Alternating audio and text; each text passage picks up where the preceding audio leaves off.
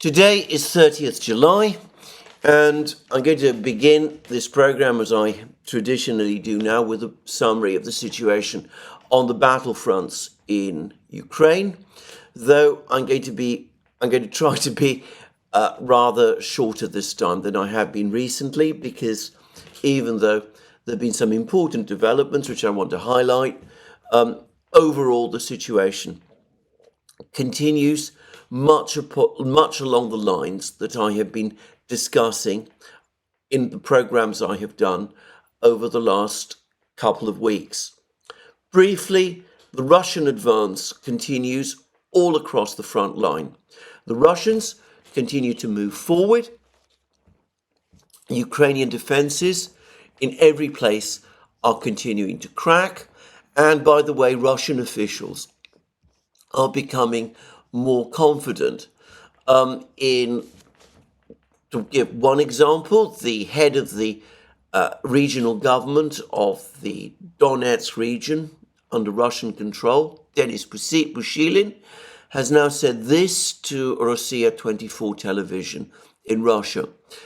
He talked about the capture by the Russians of the villages of Ivano-Darivka, this is in the Siversk area, and Lozovatska.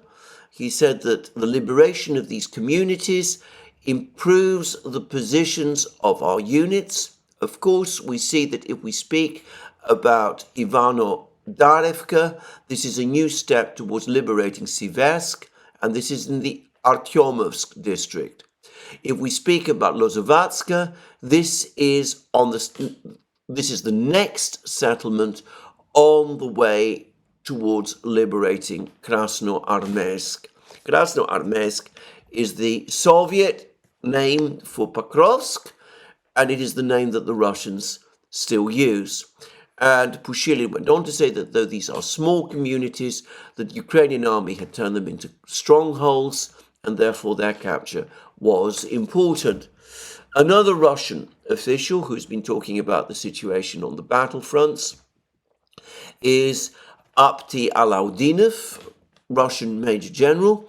He is the commander, deputy chief of the Russian Armed Forces Military and Political Department, and is a commander of the Akhmat Special Forces Unit, which is a Chechen unit, which I believe is assigned to the Rosgvardia organization, but it might be part of the Russian armed forces, of the Russian army.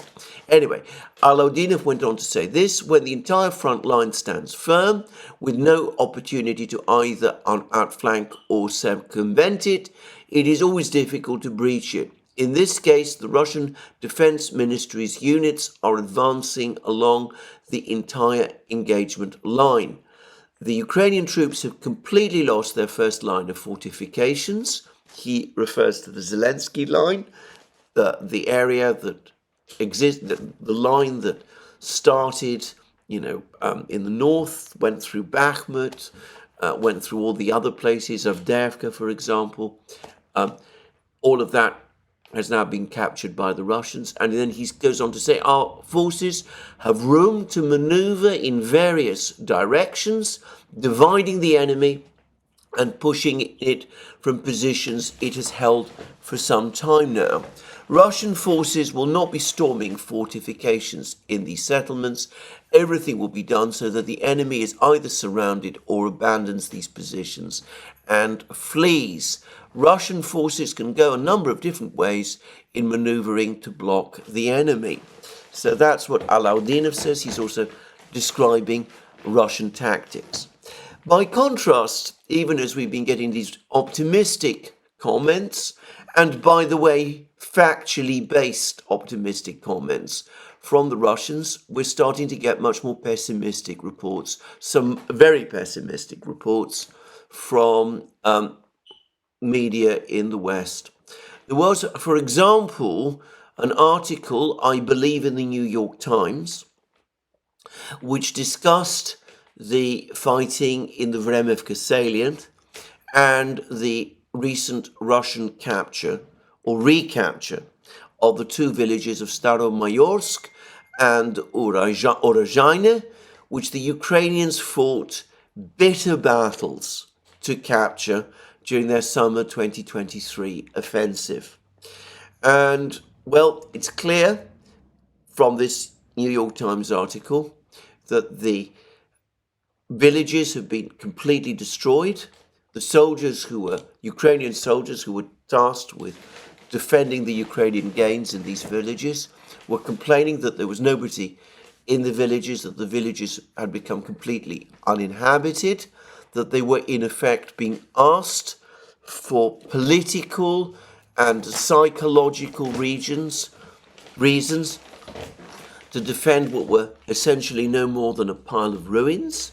One of them talks about the fighting in Urajina specifically as a fighting between two packs of dogs, which is a dramatic description, but it's clear also from the account that the Ukrainians were massively outmatched in the fight for these particular villages, and the soldiers bitterly complain that in order to hold on to territory that had no tactical or strategic importance, that Ukraine did not control before its failed offensive of summer 2023.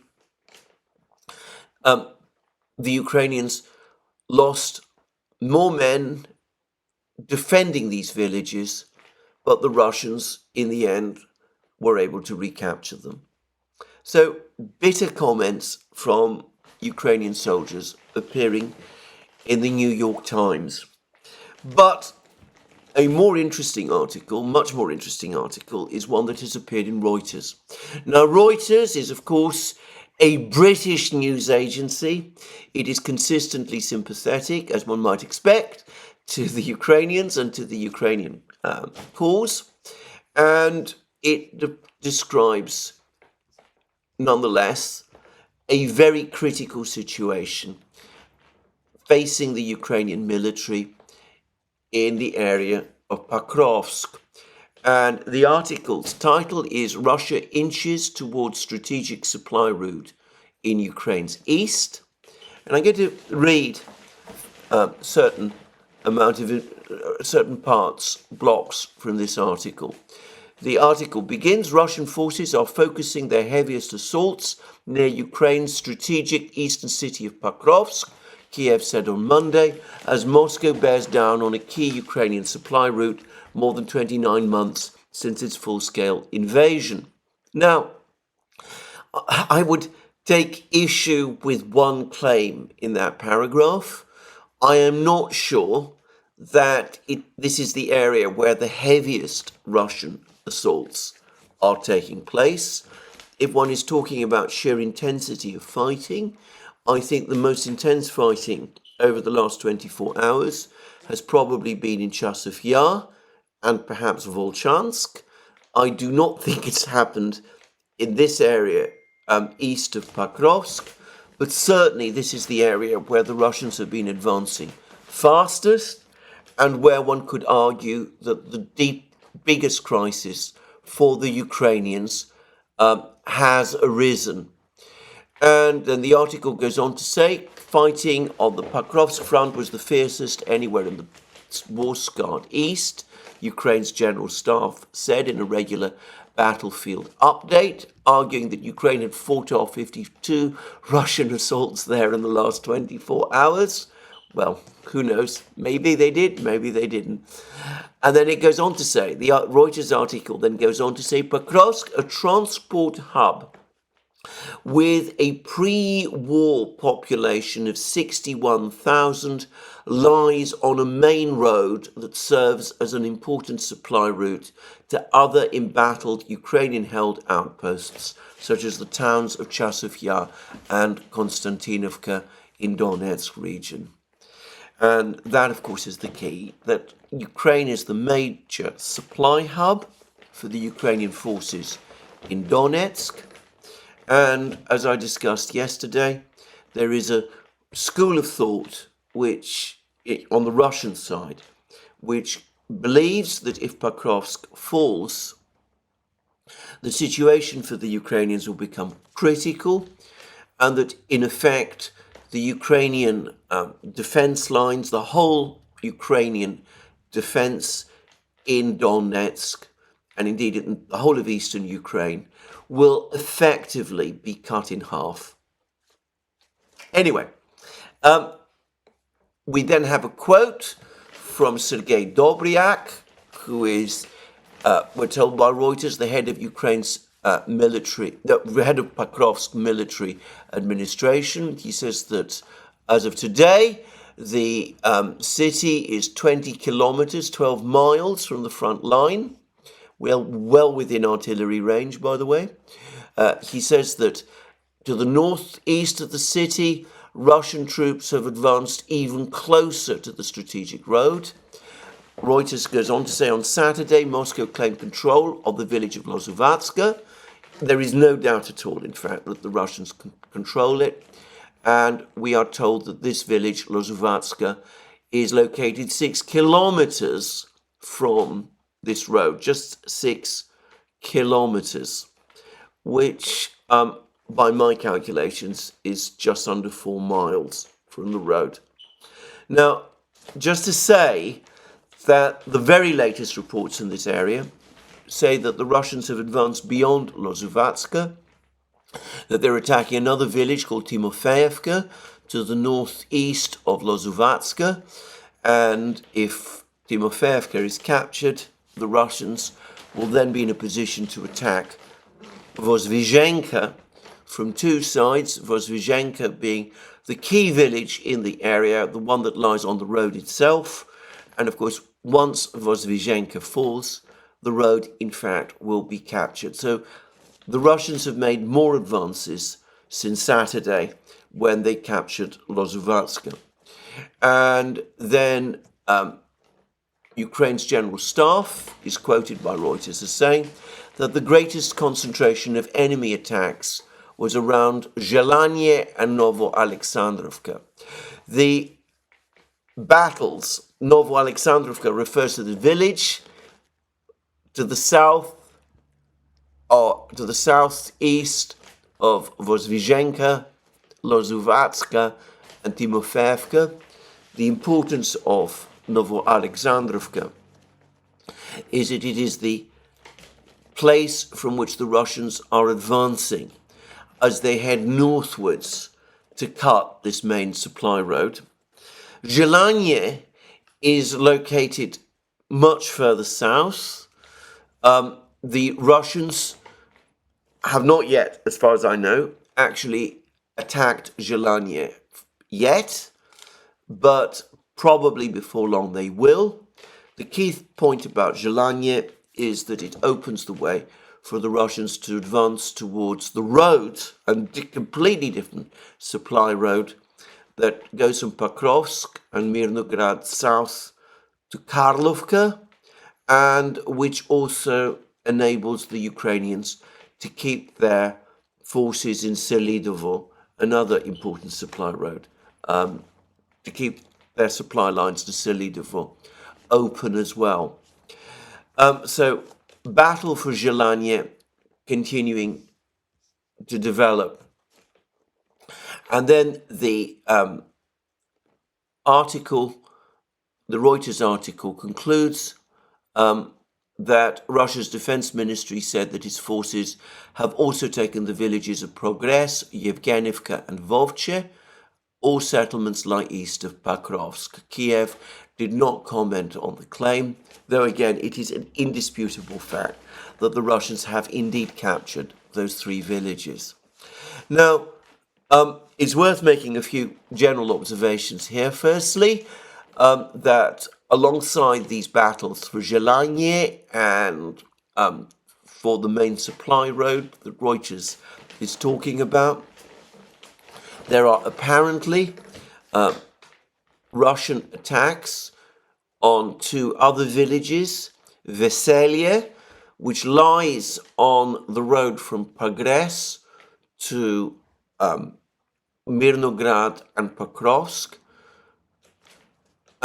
This village is just to the south of this road, and the Russians, according to the very latest reports, now control around 40%, 50 to 40% of Veselye, and there are some reports that they're close to capturing this village in its entirety. And the very latest reports also say that the Russians have also begun an attack on a village to the north of this road, the village of Ivanivka, which is also located to the west of, somewhat to the west of Progress. Now, the point is that if the Russians capture these two villages, the way is open for the Russians to capture the rather bigger village of Grodivka. And of course, Grodivka is the last village along this road before Mirnograd and ultimately Pokrovsk itself. So one can see the way in which the battle in this area is developing. Anyway, that's Reuters. It is perhaps the most critical part of the front lines. It's the area where the Russians have been advancing most quickly. It's the area where the Russians have made the fastest progress. In fact, they've been on the continuous offensive in this area ever since Avdiivka fell in February. And it is indeed the case that they are now getting very, very close to Pokrovsk and are getting very close indeed to the main Ukrainian supply line. And for the moment, at least, there doesn't seem to be anything that the Ukrainians are able to do to turn the situation round. So these are two important articles, one in the New York Times, one in Reuters, both highlighting the very difficult situation in which the Ukrainians find themselves. There's also been another article, yet another article, about the situation with the F-16s. I believe in the Washington Post. It says that Ukraine is most likely going to receive around 10 F-16s this year. By the end of the year, there might be perhaps 22 or 26 pilots trained to fly these F-16s. There's some concern apparently about the quality of their training and about the ability of the Ukrainians to maintain the F-16s on the battlefronts. I haven't been able to find this article. I've only read about it from third parties. But it does look as if the situation with the F-16s is critical, unless, of course, we are looking at disinformation, which, to be frank, I think unlikely. So, 3 pessimistic articles from the Western media about the overall military situation in Ukraine. The news from the battlefronts, if it were being reported fully, would probably make the Western media and Western readers even more pessimistic than they already are. I've read the reports, for example, speak of further Russian advances towards the road, linking the village of Konstantinovka in the south with the fortified town of Vuhledar. It's clear to me that over the next few weeks,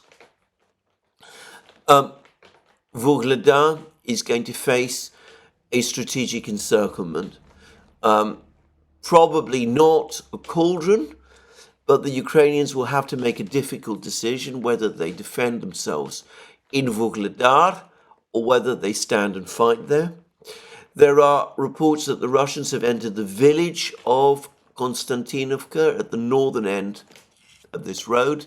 There's apparently intense fighting going on for this village, and there's said to be a film, which I have not seen, of a Russian armoured column advancing towards Konstantinovka from the north, from the village of Pobieda. Up to now, Russian attacks towards Konstantinovka have been made from the south, so it looks as if the Russians are going to be making, over the next few days, a major attack on this village, which, by the way, I've now ascertained, had a pre-war population of around 1,200 people, which does confirm that it is a village, albeit a rather large one.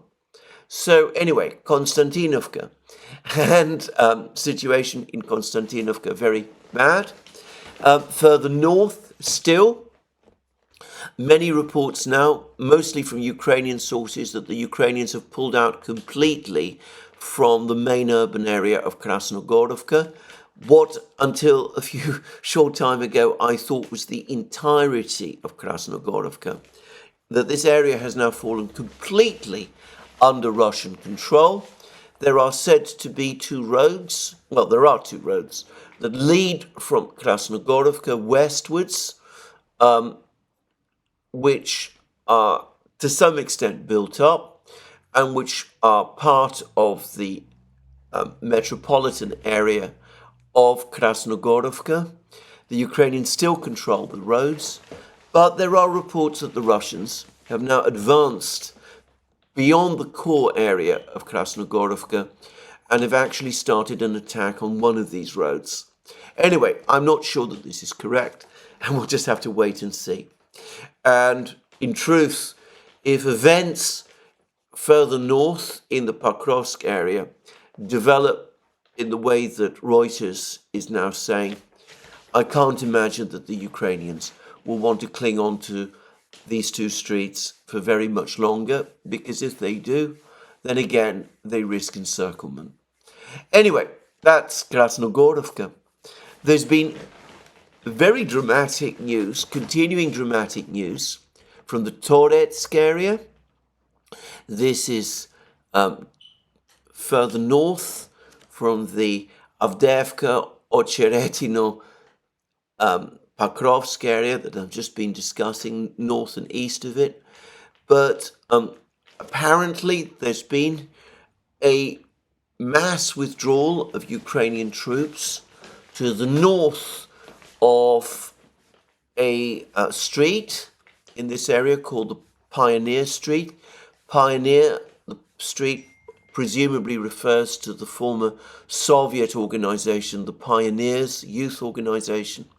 Anyway, it looks as if the Ukrainian forces have now pulled back north of this street, so that the Russians are now in full control of the village of a village in this area. Just looking to find the name of this village. A village of Zalizny. There we go. The village of Zalizny in this area. The speed with which the Russians have captured these coal mining villages south of Toretsk again startles me, and it suggests a very difficult situation for the Ukrainian army altogether in the Toretsk area. It suggests that morale amongst at least some of the soldiers is poor. But anyway, if Zalizny has indeed been fully captured by the Russians, with the Russians also clearing apparently most of New York, then at some point, presumably over the next few weeks, once the Russians have reorganized and re-equipped, they will begin their main attack on the town of Toretsk itself. Probably a bitter battle. Toretsk, around 30,000 people before the conflict, but heavily fortified. It's been close to the front lines for a long time, and one assumes that the Ukrainians will try to defend themselves there. But there have been other dramatic events, still more dramatic events further north in Chasov Yar. It seems that the Ukrainians redeployed one of their elite brigades, the 80th Assault Brigade, to Chasov Yar, and instructions were given to that brigade to drive the paratroopers of Russia's 98th Guards Division back across the Seversky Donets aqueduct. But the commander of the 80th Assault Brigade, Air Assault Brigade refused the order. He said it was a suicide order and was not prepared to lead his troops into that kind of an attack. The result was that he was immediately dismissed by the Ukrainian command, upon which the soldiers of the 80th Air Assault Brigade have apparently begun protests demanding the reinstatement of their own old commander. Now, ever since the fall of Avdiivka, there's been multiple reports of Ukrainian brigades refusing orders to attack, and in some cases also deciding to retreat before Russian advances, contrary to all orders. We've seen a recent example of this in the Pokrovsk area, where 2 battalions of Ukrainian soldiers north of the village of Progress retreated and fled towards the village of Ivanivka, disobeying orders to stand and fight where they were. So this is not something new.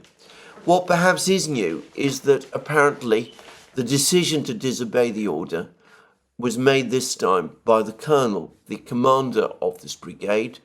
I understand that it is extremely rare for senior officers of the Ukrainian army to disobey orders in this way. Maybe there have been other cases and they just haven't been reported. I don't know.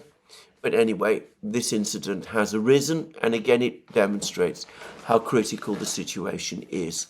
For the record, I think that with the Russians now firmly entrenched in central Chasov Yar, it's only a matter of time now, probably not very much more time, before the rest of Chasov Yar is captured, with the Russians in a hilltop position, able to dominate the surrounding landscape and free to conduct advances northwards towards Kramatorsk, south towards the city, the town of Konstantinovka, at the other end of the supply road from Pokrovsk, or further south still, outflanking the Ukrainians in Toretsk itself. A whole series of advances which could trigger a collapse of the whole Ukrainian defense positions in Donbass, in central Donbass. And further north, there's been less news about what's going on in Siversk and in Kupiansk area, though there are reports of further Russian advances there. And group of forces north continue to speak about the Russians continuing steps towards encircling the Ukrainian defenders in the high-rise building area in Volchansk. That long, bitter battle continues. But again, it seems to me that the direction is clear, that the Russians continue their advance in Volchansk. Well, since I've brought up the subject of Volchansk, there are reports, I think rumours is perhaps a better way of describing it than reports. There are rumours that Zelensky himself has recently attempted to visit Ukrainian troops in Lipsy and Volchansk in the Kharkiv region, but that he had to call off his visit to these places because of intense Russian bombing and shelling. The people responsible for his security apparently advised him that going to these places would be unsafe. And anyway, this has provoked a storm of rumours and claims and counterclaims in the Ukrainian and Russian blog spheres. I'm not going to discuss it. I don't even know whether this story is true, but just saying, for the record, it is apparently circulating. Now, even as all these situations on the battlefronts continue, even as the situation for Ukraine grows darker by the day, even as the economic situation worsens. Despite the deal with the creditors, Ukraine has been downgraded to, in effect, default levels. Its economy has been downgraded to those levels. It continues to depend entirely on massive infusions of financial aid from the West and from the West, and its energy system is in effect shot to pieces. Well, even as that situation deteriorates, Western leaders, Western political leaders, seem to be going out of their way to talk as little as possible, say as little as they can about the situation in Ukraine. This story isn't being discussed very much. I have a feeling that one of the major problems is that this is definitely a crisis that is developing in Ukraine, a military crisis.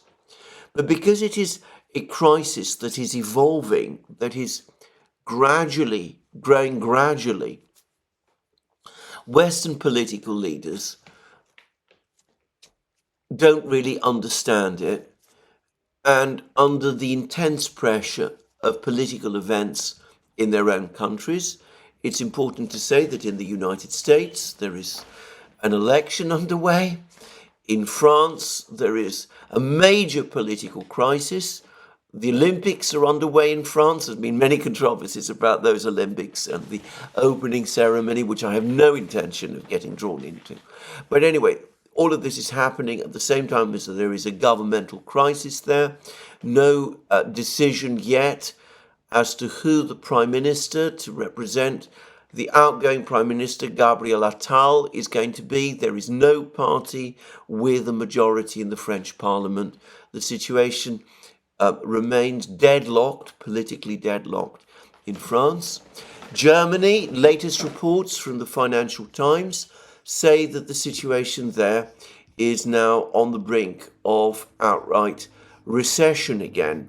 That there are reports that in Germany the situation is veering once again towards outright recession. Eurozone economy grew just over 0.3% in the second quarter, but to take the report from the Financial Times, recent business surveys have indicated that the Eurozone economy has been affected by geopolitical tensions, which is a way of talking about the war in Ukraine, without identifying it, weaker global growth, and fragile consumer confidence. And we're told that the situation in Germany is particularly bad. German inflation ticked up to 2.6%, exceeding forecasts, and there's been a decline in Germany, reflecting lower investment in equipment and buildings. And anyway, the situation in Germany looks like we might be teetering again on the brink of recession. This has been a long-standing issue in Germany now. It seems to be just managing to avoid recession situations. But anyway, the situation overall looks very poor. But very poor, and that obviously is the situation that is creating the major discussions, the major interests amongst Western governments. So because the situation in Ukraine is not yet in a state of total crisis, they're not really thinking very much about the situation in Ukraine at the moment, even though, as I said, this crisis is just there over the horizon, and come the autumn, it might burst on them. It has the potential to burst on them with a vengeance. And it's worth saying that there is still enormous confusion in the West, amongst Western leaders, as to what exactly to do about the situation in Ukraine. And I'm going to give an example of that confusion. There's an article today in the Financial Times by its long-running correspondent, its major, not correspondent, opinion writer, Gideon Rachman. He is a very fervid supporter of Ukraine. He's been someone who wants to support Ukraine to the greatest possible degree.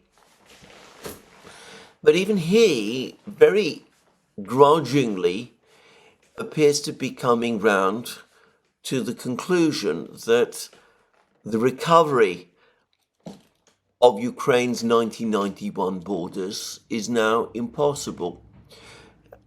The article contains this very interesting admission. Much of the public argument still revolves around the vital and emotive question of territory. Russia continues to insist that it will hang on to all the territory that it currently occupies, and also that Ukraine must make further troop withdrawals, followed by an international agreement. The Donetsk, Lugansk, Kherson, and Zaporozhye regions are Russian territory. Ukraine continues to insist on the complete restoration of its territorial integrity, including Crimea. And then there is this extraordinary admission. The United States and its European allies say that they will support Ukraine for as long as it takes, and that they will not impose peace terms. Wars are unpredictable, so a decisive battlefield breakthrough by either Ukraine or Russia remains possible. There is no possibility of a decisive battlefield breakthrough by Ukraine. We've discussed this many times. The decisive battlefield breakthrough by Russia is already taking place. Read that article by Reuters if you doubt it. That's what basically they're saying. But anyway, Gideon Rachman then goes on to make this, as I said, astonishing admission. But as things stand, it is unlikely that Kiev will be able to take back all its territory by force of arms. The Ukrainians and their main Western backers know this, even if they will not acknowledge it in public.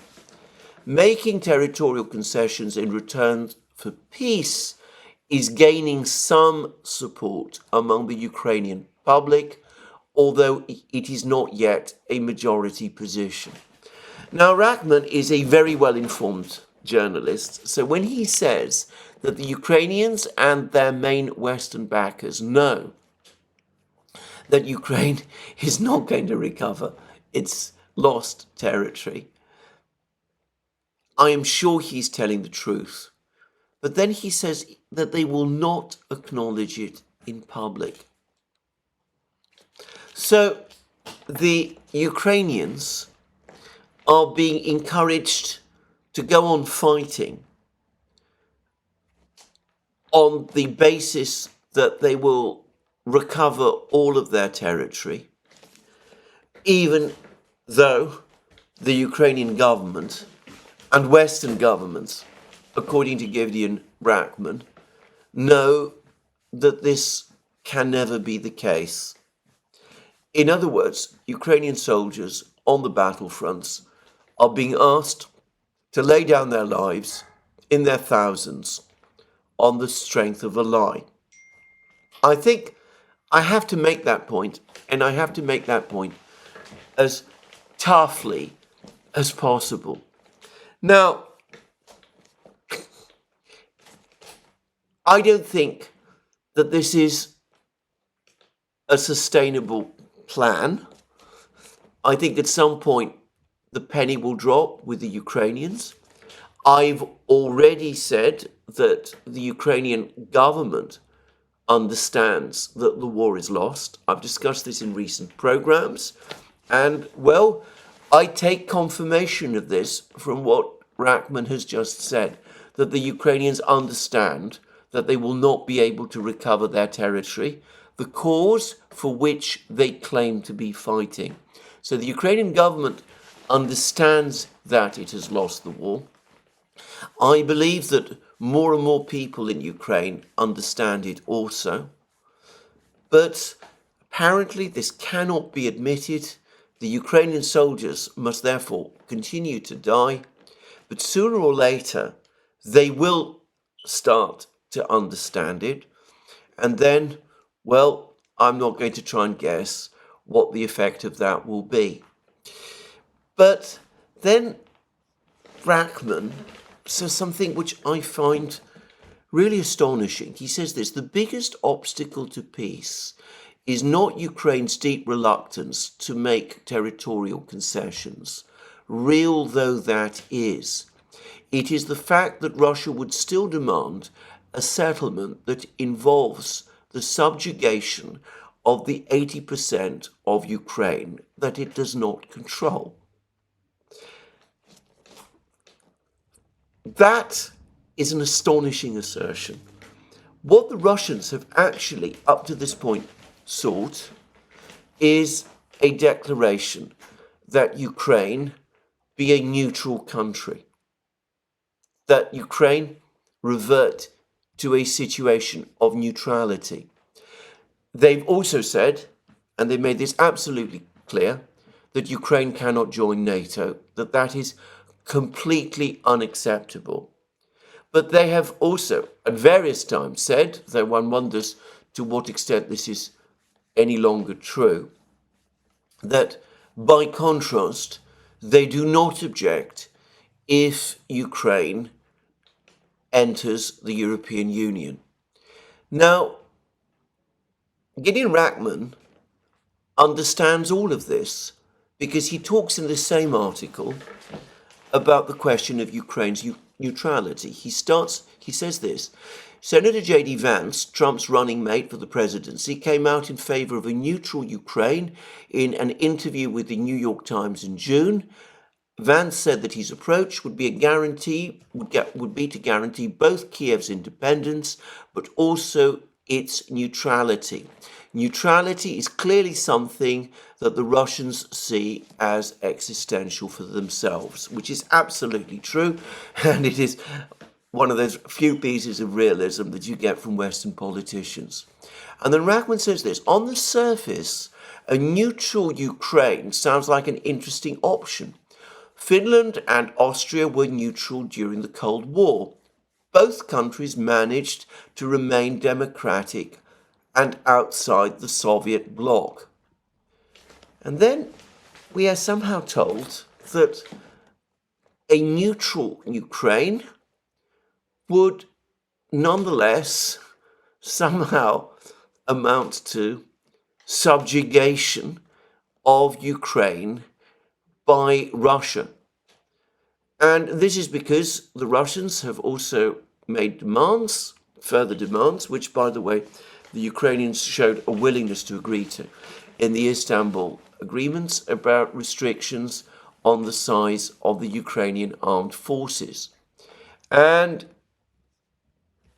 Rachman goes on to say there is no indication that Russia has backed down from these maximalist demands. A demand that Ukraine remain neutral, which Ukraine was prepared to concede in Istanbul in April 2022, and which had previously been set out in Ukraine's own constitution, and a demand that Ukraine limit the size of its armed forces. And then he says that even though these demands are maximalist, he appears to say that for there to be peace in Ukraine, there have to be not only security guarantees for Ukraine, but that the whole issue of Ukraine's neutrality and of Ukraine's reduction in the size of its armed forces must be turned on its head, and that it's the Russians who must instead reduce the size of their armed forces. And it says that this can only happen unless there can be some sort of change in Russia's stance. So he's prepared to accept that territorial concessions might be unavoidable, even though he says that he is not prepared to agree to this himself for the moment, and that the Western governments are not prepared to announce this, but that the Russians must, in effect, somehow either scale down their own forces or agree to Ukraine joining NATO for the war to end. I have to say, I find this one of the most weird articles, one of the most confusing articles that I have read. It ends with the words, Putin seems to be waiting on events to Ukraine. The Biden administration will not agree to the neutering of Ukraine, but a Trump-Vance administration might. As long as the US election remains in doubt, Putin has every incentive to keep fighting. So, according to this view, it is not holding out the prospect of NATO membership for Ukraine that is keeping the war going. It is, on the contrary, withholding the prospect of NATO membership to Ukraine, which might keep the war going because the Russians are looking beyond Biden at the possibility of Trump-Vance. As I said, to my mind, this whole article turns everything upside down.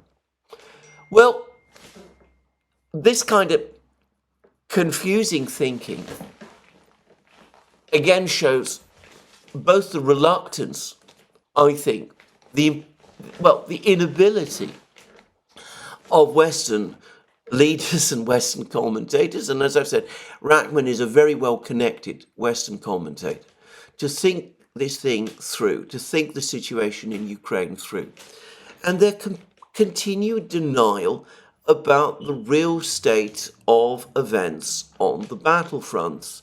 And of course, what he clings on to, again, is the claim by the British Ministry of Defence that the Russians are suffering losses of 1,000 men a day. The British Ministry of Defence has said it, so it must be true, even though, as I've discussed in many places, the raw figures from the Media Zona project simply do not support this claim. So, anyway, there we go. I don't think at the moment there is any real discussion, any real thinking in the West about the true situation in Ukraine or about how to end the war there. Zelensky himself and the team around him seem to be digging in. They have reached out briefly to the Chinese. They've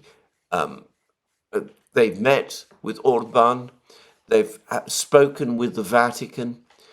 Modi will be coming to Kiev fairly soon, but they don't seem to be prepared to compromise in any fundamental way on any particular issue. Their entire reach out to all of these countries, China, India, the Vatican, the other BRIC states, seems to be just a device to try to get these countries to put pressure on the Russians to agree a ceasefire in conditions where Ukraine makes no concessions at all. As I discussed in a recent program, that stance seems to have annoyed the Chinese, resulting in a very difficult meeting between Wang Yi and Tony Blinken, with Wang Yi clearly blaming Blinken for this inability to achieve diplomatic progress on this. And judging by this article from Gideon Rachman, who, as I said, I not only think is well connected, but I think extremely well informed and very much in tune with the prevailing thinking in the West, I really cannot see how there is going to be any kind of negotiations between the West and the Russians, or between the Ukrainians and the Russians, whilst this thinking continues to prevail. I'm going to say that all of this reminds me very much of a situation that existed in the Second World War. Now, what I'm going to say is a little controversial. Others who are better informed about the Second World War history than I am might want to take issue. But my own very clear understanding of events during the Second World War is that the German leadership began to realized in the summer of 1943 that it was losing the war, that Germany was likely to lose the war. In the summer of 1943, Germany's offensive in the east, its summer offensive in the east, was defeated in the Battle of Kursk. It was a major psychological blow for the Germans, because up to then they'd always been able to take the offensive in the summer on the Eastern Front.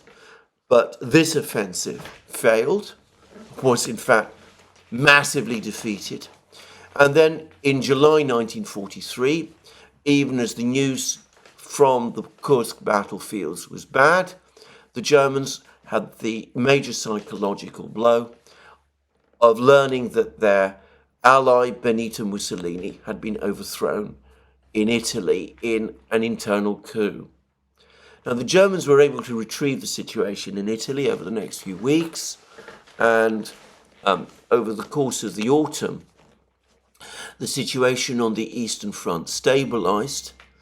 But from that point onwards, it became clear to the German leadership that absent some extraordinary breakthrough somewhere, Germany was going to lose the war. So, in a sense, they found themselves in a position. Did they continue the war, or did they look for some way out? Did they look for some means to negotiate their way out of the situation in which they'd found themselves in? Well, given the kind of government that Germany had in 1943 and the sort of things it had already done, of course, there was no real choice. The Germans decided to continue the war. And in October 1943, after the crisis in Italy had been stabilized, a series of meetings were held in the Polish city of Poznań, where the German leadership addressed other senior officials in an attempt to calm nerves. And a few weeks later, about 2 weeks later, the German leader himself, in November, addressed the German leadership in Munich, his last Munich speech, where he also attempted to steady nerves and to assure them that he was still in control and still determined to continue fighting. Well, it seems to me that Ukraine in particular and the West are in something like the same position. The war is lost. Certainly, I think in Kiev, They're gradually coming now to understand this. They're starting to see that the F-16s are not coming in anything like the numbers that they'd hoped for. The situation on the eastern battlefronts is critical. There doesn't seem to be any mechanism or means to turn the situation round in the Pokrovsk area or elsewhere. It's likely that the Russian offensive will slow as the Russian army reaches Pokrovsk itself. Capturing Pokrovsk will be a big, complicated, difficult operation. It's a big town. The Ukrainians must be assumed to have fortified it at least to some degree. But, of course, the Russians don't have to capture Pokrovsk before they cut the supply line from Pokrovsk to Chasov Yar and Konstantinovka. And it looks elsewhere like they're going to capture Chasov Yar fairly soon. And that will open the way, as Pushilin and Alaudinov were saying in those reports that I discussed earlier on this program, to further Russian advances towards Kramatorsk, Slavyansk, and other places. In aggregate, a massive defeat for the Ukrainian army east of the Dnieper, and as I mentioned in my program yesterday, a real possibility that as the situation east of the Dnieper deteriorates, the Ukrainian army will find itself trapped east of the Dnieper, making it very, very difficult for the Ukrainians to pull their forces to the West Bank and to try to hold their positions there. So, Ukrainians perhaps finding themselves in a situation not that different from the ones that the Germans found themselves in 1943. But unlike the Germans, they have a choice. They actually do have a choice. They can negotiate. The Russians are not demanding unconditional surrender. They're demanding that they be left in control of the 4 regions plus Crimea. They're demanding that Ukraine accept neutrality. They will certainly make further demands beyond that about the rights of Russians in Ukraine and about the size of the Ukrainian armed forces, demands which the Ukrainians, as I said, were prepared to agree to in principle in Istanbul in April 2022. And of course, the Russians will insist that Ukraine cannot join NATO. So the Ukrainians do have a way out. The Russians are still giving them a way out, and there are still countries, China, India, Brazil, others, prepared to help them negotiate and find a way out of the situation that they are in. But, encouraged by their Western friends, it seems to me that it's looking increasingly like they will take the line that the Germans took in 1943, which is instead fight to the last. Instead of making that choice, which the Germans in 1943 didn't have, the Ukrainians instead will make the wrong choice. They will continue fighting. Now, that brings me, lastly, to a very interesting article which has been written by Eve Smith for Naked Capitalism. She's written some very fine articles about the conflict in Ukraine, but I think this is one of her best, in which she again makes the point, if the Ukrainians are not going to negotiate, if the Russians are indeed going to be left with no option but to grind on westwards, which they're increasingly likely to do. And of course, there is the further point that if the Russians are able to push the Ukrainians completely out of the 4 regions, what do they do if the Ukrainians keep on fighting? Do they push beyond the 4 regions? They are, of course, already beyond the 4 regions in the Kharkiv area, Will they return that? Are they prepared to return that to the Ukrainians? If the Ukrainians won't stop, will the Russians just go on pushing westwards? All the indications are that they will. There are even some reports, which I believe originate from Moscow itself, that the early plans for an attack on Kiev itself are now forming. Well, what do they then do about the problem of Western Ukraine? Have they any plans for Western Ukraine? Have they any plans for central Ukraine, for Kiev? But not just Kiev, but the Ukrainian-speaking regions that lie west of the Dnieper, but which do not include places like Galicia and the former Habsburg territories and Polish territories on Ukraine's western borders. These territories, towns like Vinnitsa, Zhytomyr, all of these places, used to be towns that were part of the Russian Empire, to the Russians, the Tsarist Empire. And by the way, the pre-1939 Soviet Union, do the Russians return there?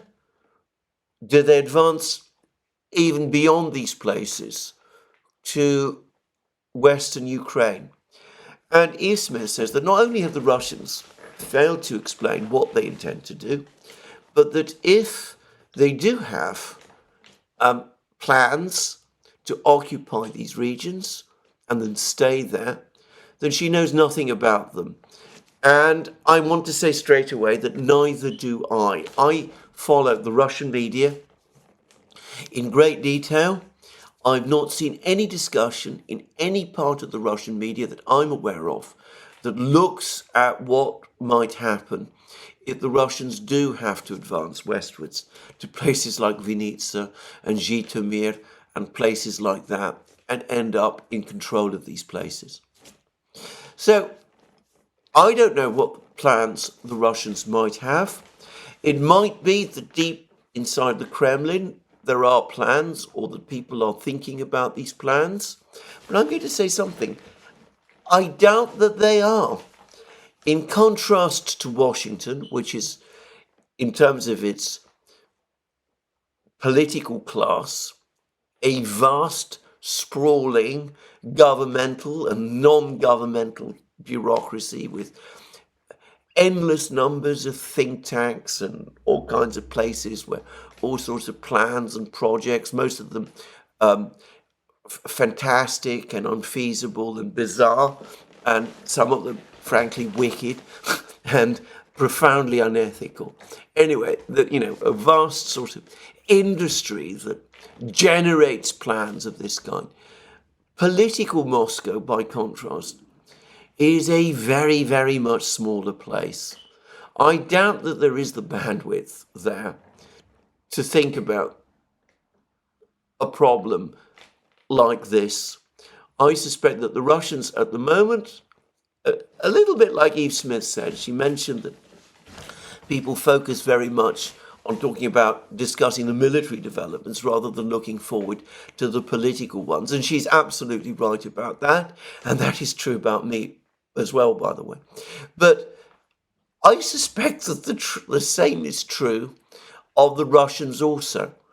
I think that the Russians focused very much at the moment on military matters, on the wide conduct of their foreign policy, on addressing the problems of the Middle East, on developing the BRICS, on thinking about the BRICS currencies, on dealing with the issue of their domestic inflation, which I discussed some days ago.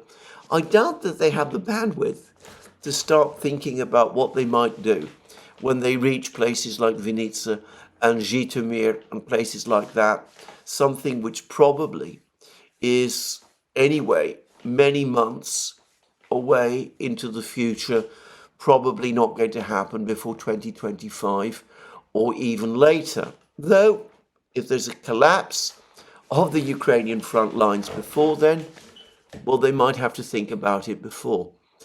I don't know if the Russians are thinking about these things, but I'm going to make a pretty shrewd guess that at the moment they are not. I think at some point they're going to have to, because though, to say it quickly, it is overwhelmingly in the interests of Ukraine, of its people, of Europe, and of the collective West to come to some kind of a peace agreement with the Russians over the course of the next few months before the end of the year. At the moment, things look deadlocked, and barring the real possibility of a Trump-Vance administration breaking that deadlock, it looks as if things are going to just continue the way they are. In which case, the Russians will also have to start, in their own interests, to start thinking and planning ahead about what they're going to do. Maybe that moment has not yet arrived, but I'm going to suggest that if by November, when we will know, of course, the outcome of the American elections, a change in Western policy has not happened, or there are no signs of a change of Western policy, then in their own interests, and by the way, everyone else's also, the Russians need to start coming up with plans of their own. Leaving it much beyond November 2024 might not be a good idea, because it's highly likely that after the new year, things will begin to start to happen very fast, and by that point, forming plans to deal with intractable problems might be leaving it dangerously late. Anyway, there we are. That's the situation on the battlefronts in Ukraine as of today. A somewhat shorter video today. More from me soon. Let me remind you again that you will find all our programs on our various platforms, Locals, Rumble, and X. Don't forget that you can support our work via Patreon and Subscribestar. You can also check out our work. You can also check out our shop, where you will find all sorts of amazing things, magic mugs, hats, t-shirts, polo shirts, all sorts of amazing things there. And last but not least, please remember to tick the like button and to check your subscription to this channel. Next program, I'm going to be discussing a very, very concerning discussion Glenn Deason and I had with Theodore Postel, American scientist, about American plans to station missiles in Europe. I found the discussion extremely concerning indeed. We'll probably talk about it on the Duran as well. But until then, all that remains is for me to wish you a very good day.